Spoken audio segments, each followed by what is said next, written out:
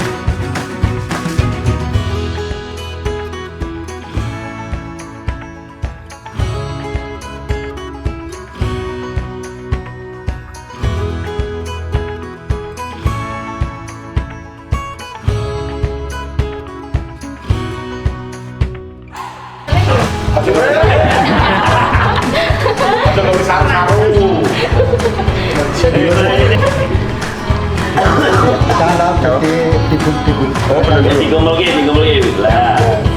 Biasa Pak lo nek wong wis lurang. Ya saja toh, biar kembali tampak. Dan Abi the handsome boy. Oke. Gini Mas, dilemparin ke tengah. Dibalangi. Dipanding. Panding apa? Nah. oh, kesan nempel nggih. Ya. Ya. Ini tok ya. Kanto istrinya. Tangan kiri muter. Tangan kiri muter. Tapi makanya Ini Mas. Ini harus sikunya harus dilebur. Lututnya mau cewek. Pakai tangan satu aja. Tangan kiri buat muter, tangan kanan. Sampulnya gini. Harus pas. Ini jiwanya pengen sampai lu. Tekan. Kiranya bisa pas tengah. udah cepat kita Beda. Yang serius, ayo. Belajar yang serius, Mas Abi. Boleh dikekang. Gini. Jangan digokok. Pak betul Pak.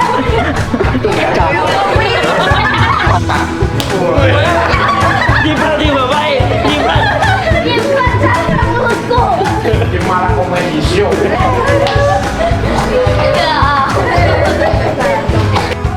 Orang jatuh kita.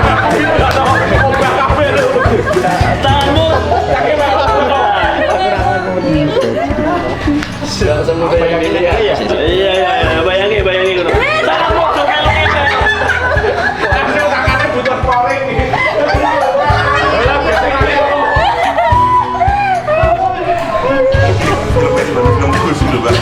Bi. Terus ya zaman dia nih. Semangat deh. Beda bit. Kilo. Itu sudah dibeles.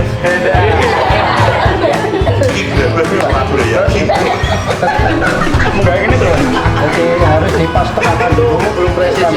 Belum presisi. Kalau masih goyang jangan sampai di lubang itu. Harus tepat tengah. Apa ini kangennya tapi 5 jam. Jenenge Pak. Ini bapaknya bener ini, bapaknya bener. Tangannya ra ubah itu. Dan Ini pakai jempol. Pinter ya. Ah, ada lubang Dari tengah. Dari Harus kan mau terapi tuh. Supaya sampai. sampai. Nah, Putarnya sampai lu. Jadi ya. tarik ke atas. Tarik ke atas, Win. Pakai 2 jari, Mas. Pakai 2 jari, gini lebih.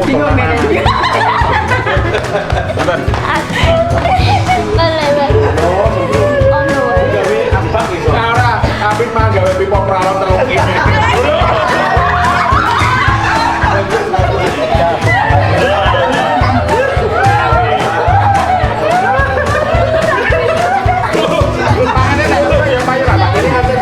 Ini memang bentuknya gini, ini memang bentuknya gini.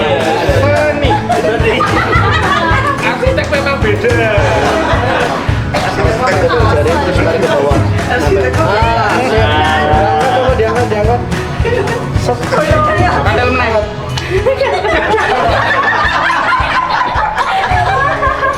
Kalau angkat agak ditegak.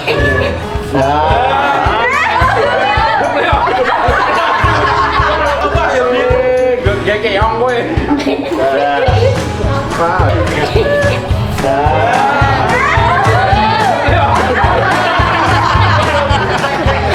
Tadinya ditaruh Noki dulu, akhirnya kasih Noki dulu. Badannya bayi mendekatan itu. Nah, dia nih. Cuci tangan sana biasa. Langsung gitu.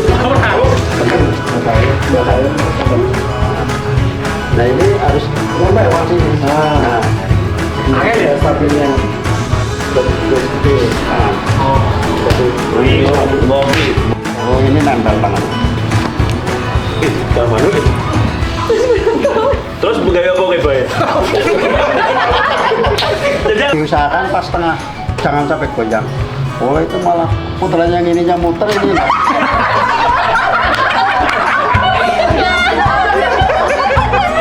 Laura ini soal nyetir loh. Wah, kan tinggal sini ya. Enggak.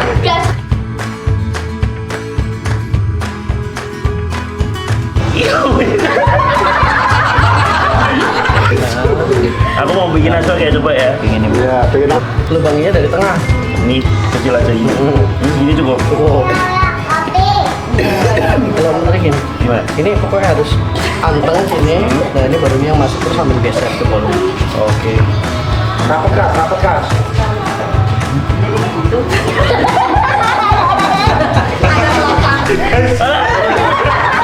Oke, jadi ternyata sulit ya. Daripada tunggu lama-lama, kita lanjut ke proses selanjutnya. Lain pasti nggak bisa lah ya. Ya nggak bisa, kalau aku nggak bisa, yang lain pasti nggak bisa lah. Kedua, beliau bisa menjelaskan gimana cara keramik itu dibuat dari raw material sampai kiln atau oven sampai finishing. Bahkan kami dipersilahkan untuk mencoba membuat guci. Ya kelihatannya gampang ya di video ya, tapi pada saat kita praktek tuh ya bahasa Jermannya tuh meletot-meletot gitu loh. Jadi ya ternyata jarinya udah pengkor gini ya, buat kayak gitu nggak bisa lah. Oke Mas, tadi kan Asik banget ya Mas. penasaran sih, bikin curious, cuman ya saya tahu lah keterbatasan saya, nggak bisa kalau suruh nyelesain itu. Dan kita coba apa produksi keramik dengan teknik putar itu tadi namanya Mas. Ya teknik putar ya. Saya nggak pinter muter itu, muter yang lain lah saya lah. Ini setelah dari sini prosesnya. Selanjutnya setelah dari pembentukan itu seharusnya penjemuran Mas. Oke, dijemur. Kita jemurnya di luar pabrik, pakai tenaga matahari langsung. Oke, berarti jadi perlu kita cahaya matahari cahaya ya. matahari selama 5 sampai 1 minggu lah Mas untuk mengurangi kadar air. Oh, berarti hitungannya 5 hari sampai 1 minggu itu berarti dalam satu produksi ya? Iya, itu cuma penjemurannya aja. Terusan dari proses pembuatan bahan dasarnya aja pun kita ada waktu seminggu. Jadi untuk satu keramiknya aja kita prosesnya hampir 1 bulan. Wow. Untuk satu keramiknya aja. Berarti kalau kerajinan tangan ini mahal, jangan diprotes ya. Karena prosesnya ini. Tapi ternyata apa Mas? Harganya murah banget. Loh, apalagi murah loh. Harganya murah banget. Gimana harganya range berapa? Range dari 3.000, 5.000, 10.000, segituan aja Mas. Itu untuk keramik-keramik kecil-kecil segitu. Luar biasa, saya speechless sih. Oke, setelah dari dijemur matahari, Dijemur kan udah ini kering Mas contohnya. oh kering. Ini contoh yang setelah dijemur nih. Contoh kering. Izin ya. Ini salah satu kita kerjasama Mas sama salah satu brand teh yang ada di Jawa Tengah khususnya. ada salah satu wilayah yang terkenal dengan pocinya mas. Oke. Salah satu Ya, Tegal ya, ya. mungkin kan ya, Ya, cuma ya, ya. brandnya tertentu. Itu pun sana terkenal pocinya, padahal produksinya asli Banjarnegara mas. Semua Oh. diproduksi di sini, semua di packing di sini, baru kita bawa ke sana. Tegal. Ini salah satu poci yang diproduksi di tempat kita. Ini berarti dari sinar matahari Kering. kering jadinya agak abu-abu gini ya. Iya, abu-abu kering ini. Setelah ini Kita lanjut ke proses pembakaran mas. proses pembakaran, guys. Dan kebetulan juga Mas Lukas ini harusnya per hari ini, besok ini udah mulai bakar. Jadi udah tempat kering, kita masukkan ke oven ini, terusan kita laksanakan proses pembakaran. Tadi kan abu-abu. Ini kok warna Ini merah, kita kasih warna tanah juga. Oh, jadi bisa dikasih warna sesuai Bisa. keinginan. Ini warnanya warna terakota. Oke. Ini pun kita pewarnaan pakai pewarna alami juga. Salah satunya bahan campurannya juga tanah merah. Oke. Tanah yang berwarna merah tetapi dengan kehalusan yang sangat halus mas, sehingga bisa berwarna merah seperti ini. Ini kenapa stackingnya dibikin gini sih, Mas? Ya ini udah penataannya pun khusus karena biar panasnya merata mas. Oke. Panasnya rata. Untuk suhu bakar kita gunakan 800 sampai 1200 derajat Celcius. 800 sampai 1000. Air mendidih itu kan paling 100 derajat mas. Betul. Ini 8 kalinya air mendidih, 10 kalinya air mendidih. Itu Mas Tito dimasukin sini ya, keluar jadi Tito guling. Kita guling. Tito guling ya. Itu abu malah. Tito abu ya malah deh, kremasi malah ya. Oke. Berarti ini stackingnya pun khusus ya. Khusus mas. Kalau Nggak di bisa sembarang mas. kalau di kayu kiln dry, sepengetahuan pengalaman saya itu memang ada jaraknya untuk hawa keluar ini ya, kan hawa panas apinya keluar. itu kan atas tetap ada rongganya mas. Iya, Nanti iya, api iya. itu muter jalannya. Oh. Ini kan api dari samping dari kanan samping. samping kiri nih. Kita ada 8 tungku, 4 kanan 4 kiri. Terus untuk bisa melingkari ini langsung muternya ke bawah. Kalau ini bata ringan. Ini bata Bata ringan ya? api. Oh, bata api, beda? Api. Jadi Bata tahan api, panas juga tahan ya? panas. Ininya pun kita pakai gaspul. Ya gaspul ya supaya meredam ya. Betul. Oke. Setelah proses ini, Mas. Setelah proses pembakaran kita lanjut di proses finishing. Bongkar dulu kan mas? Ya bongkar. Bongkar, kita taruh di tempat rak-rak Baju, ini. ya. Terusan kita masuk ke tempat finishing. Di finishing ini dari tempat pembakaran kita laksanakan cek produk mas. Cek produk. Cek produk ada produk yang gagal, terusan yang tidak bisa masuk pasar karena mungkin retak, tumpil ataupun itu. Oh, berarti ini quality control ya? Betul, quality control ya. kita. Meskipun pakai tradisional, tenaga kerja juga kerja manual, Manual semua, tetap handmade dicek semua. quality Betul. controlnya. Ini salah satu gagal produk untuk kita. Loh, kenapa gagal ini, Mas? Saya salah- ambil satu boleh ya? Boleh.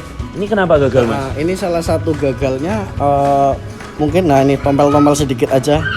Sini. Lihat nih. Ini handmade loh. Kayak gini.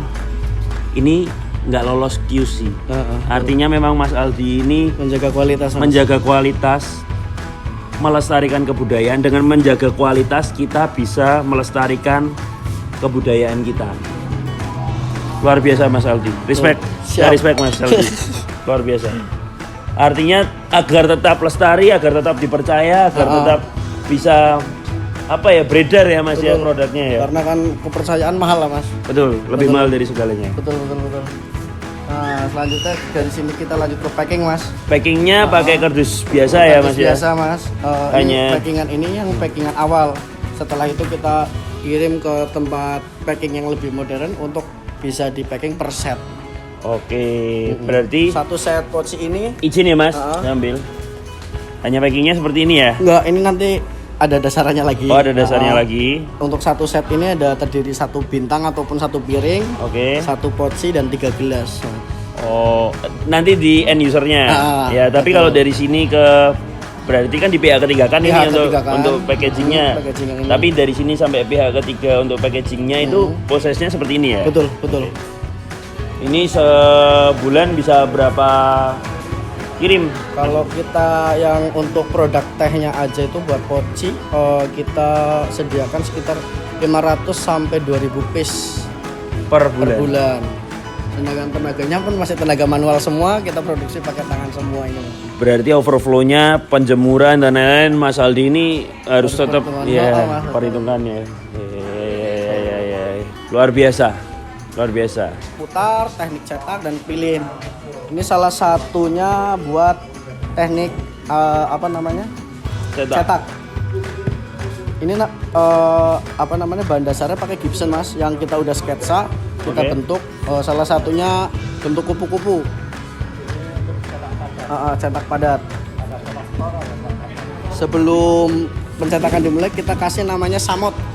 Apa ini samot? Samot itu serbuk dari bata merah. Fungsinya untuk biar tanah itu tidak lengket sama cetakan. Oke. Nah, contohnya gini, kita kasih samot. Ini samot ini diwadahi apa di Kain. Ini bahasa Indonesianya apa ya, WB ya? Ditempatkan ke kain ya. Kain. Ya. Terusan kita. Ini bekas kaos kakimu ya, Pak? Iya. Saya ambil tadi di bawah. Iya. Kemudian kita kasih tanah liat, kita ratakan ya.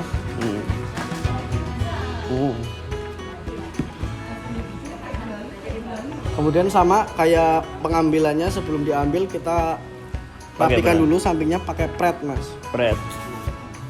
Ataupun senar. Nah, sisa dari tanah liat ini terus kita ambil kupu-kupunya dari samping. Nah, kupu-kupu. Ya, ini kupu-kupu guys. Karena kita bikinnya malam, ini namanya kupu-kupu malam. Oke. Nah, boleh teman-teman yang mau coba praktek boleh. Nana mau coba praktek nah? Boleh. Mas Aro sini, Aro mau coba praktek.